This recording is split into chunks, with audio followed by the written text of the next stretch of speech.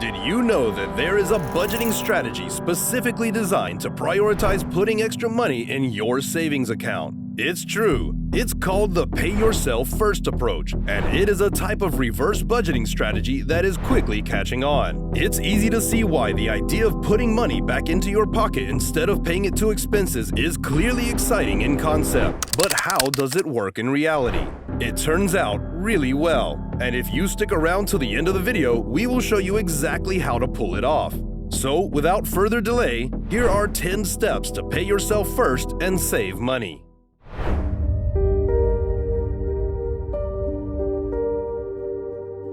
If you think that this strategy just lets you ignore your bills and expenses, then we are sorry to inform you that there is no strategy in the world that lets you do that. Instead, the Pay Yourself First method is all about careful planning in order to make sure that you are always getting a chunk for your savings each month. To start restructuring your plan to fit this strategy, you're going to want to meet with your financial consultant, or at least review your typical spending. You could do this by looking through your bank and credit card statements and literally doing the math.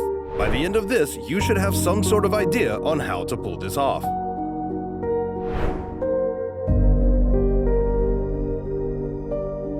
Now that you have an idea of how much you're pulling in, as well as some of the fixed and variable expenses you're working with, it's time to do the fun part, finding out how much you're going to pay yourself.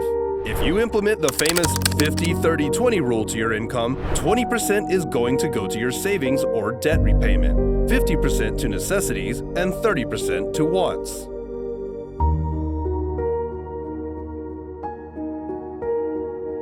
The best way to go about this at the start is slowly. After you have a good game plan of how you are going to break things down, try and give yourself less than your analysis told you in order to account for variables. When you first start out with a Pay Yourself First budget, it can be really easy to give yourself a huge chunk and assume you can just pinch pennies to get by. Unexpected things can happen, as well as mistakes, and so why not play it safe for the first month or two?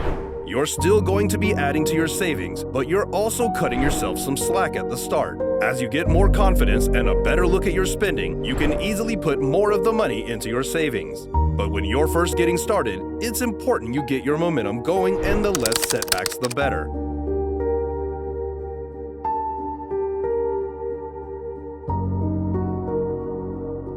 Now that you have a dedicated amount heading to your savings every month, you need to decide what you want to put towards it. This should include things like retirement or an emergency fund, but also any fun things you want to hold on for, like travel or a new gaming console. The Pay Yourself First aspect now comes into play, as you are getting to decide how much you want to save for retirement, emergencies, and a third thing every month. Typically, you are going to want to put a little less towards the fun part, but that number can go up over time. Once you have split up the amount you want to go to each, you distribute the rest of the money left over to your other necessary expenses. The retirement and emergencies are the 20% in the 50-30-20 rule, while the fun expenses like traveling have to come out of your needs and wants budget, meaning you have to make sure you make enough to take that hit. The next step is where the Pay Yourself First method really starts to get interesting. But before we get to that, leave a like if you enjoyed the video so far. And make sure to subscribe for more videos like this one.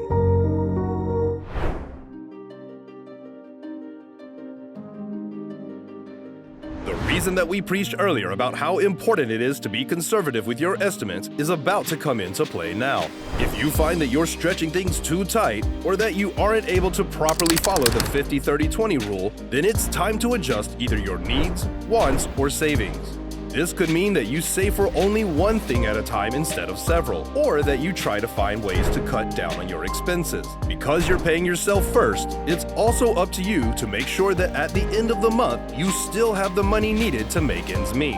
Ideally, you get it right the first time, but that's just not always the case in life.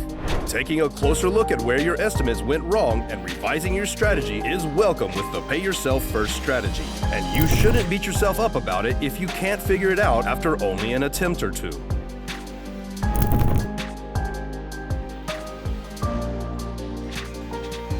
Potentially, the only drawback to this reverse budgeting strategy is the fact that you can get hit hard by debt. This strategy prioritizes saving money over paying off loans, and that's fine unless you have something called toxic debt. This kind of debt usually comes with a high interest rate and can keep you from really earning the money that you are saving. If you are racking up debt, but you are only looking at your ballooning bank account, you may be ignoring a bigger problem here. Take care of your debt before you get too invested in this budgeting tactic.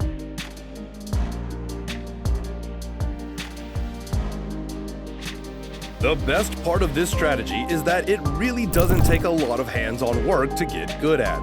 You can automate money from each paycheck to go into your savings like clockwork, and can save yourself a lot of trouble by doing so. It's one of the best parts of this budgeting tactic, as you don't have to hyperfixate on your bank account in order to follow through on things.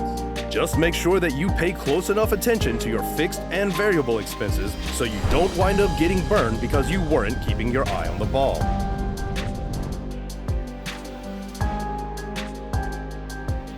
Now that you have your stuff up and running like a true pay-yourself bank account, it's time to look ahead. You're constantly investing money into your savings as well as to your retirement. Because of that, you have a lot of opportunities to take calculated risks, plan trips, or to splurge on big items. You are going to want to carefully take care of your savings, as it might just burn a hole in your pocket since you will essentially watch it grow steadily each month. Start to look at ways to maximize on your savings and how you think you can invest smartly upon it. Remember, most successful people focus more on maintaining their fortune and not on growing it, and so treat this account with care.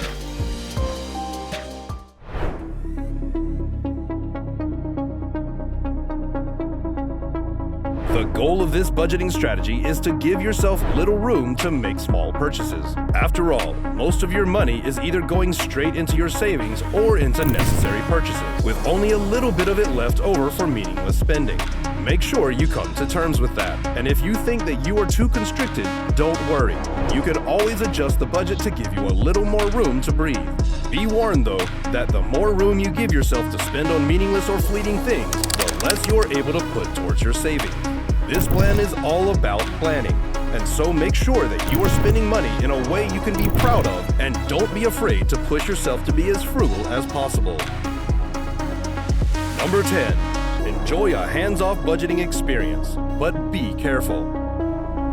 While some of us do really well with a more laid-back approach, there are also a lot of us that may not want to admit that structure suits us well.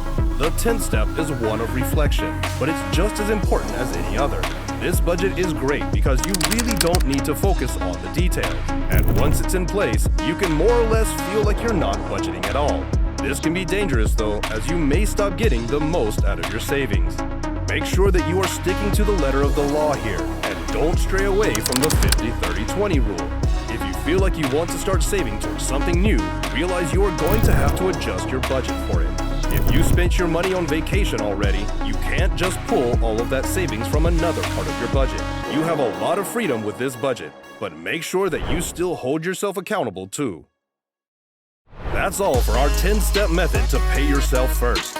Do you prefer passive budgets like this one or more active ones? Let us know in the comments down below. If you enjoyed this video, please leave a like and make sure to subscribe for more videos.